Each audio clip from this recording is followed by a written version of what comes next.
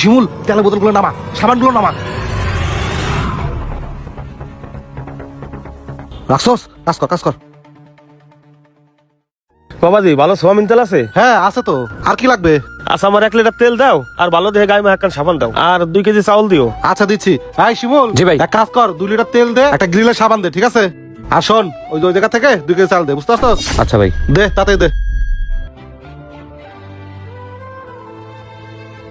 এই যে ভাই চাউল। রাখ এদিকে রাখ। কত হইলো বাবাজি? 460 টাকা। তুমি এক কাজ করো বাবা, খাতায় লিখে রাখো, তোমার চাষি বেতন পাইলে আগের টাকা সহ দিয়ে দেবা। আচ্ছা ঠিক আছে, দিয়ে দে। নেন চাচা। শিমুল, বলেন ভাই। তেল আর সাবান উঠে রাখ। ঠিক আছে ভাই। ওই যে সাইড করে রাখ। ভাই আপনার দোকানে কি সিস্টেমের সোয়াবিন তেল আছে? হ্যাঁ হবে তো। ভালো সাবান আছে? হ্যাঁ হবে। তাহলে 2 লিটার সোয়াবিন তেল আর একটা ভালো সাবান দেন। আর ভালো মিনিকেট চাল হবে? হ্যাঁ ভালো চালও হবে। ঠিক আছে, তাহলে 5 কেজি চাইলো দেন। আচ্ছা ঠিক আছে।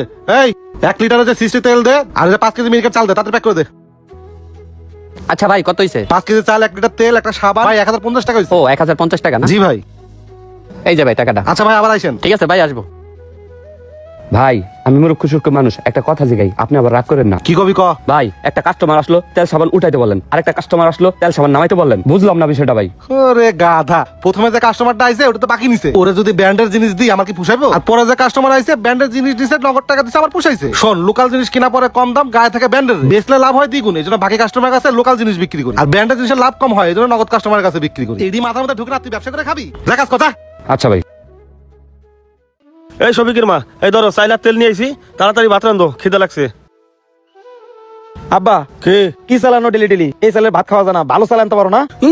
2 টাকা কামার মুরদ নাই, ভালো চাল আনতে পারো না? যে দোকানে বাকি খাই সেই দোকানে এই চাল ছাড়ার চাল নাই, এখন করবো নাকি? এই চাল আনতে হবে। বাবা ওই দোকানে তো মাস শেষে টাকা তুমি ঠিকই দাও, কিন্তু চালগুলা দেয় পচা, খাওয়া যায় না। তুমি বাকি না খাইলেই পারো। বাবা রে, নগদ টাকা থাকলে কি আর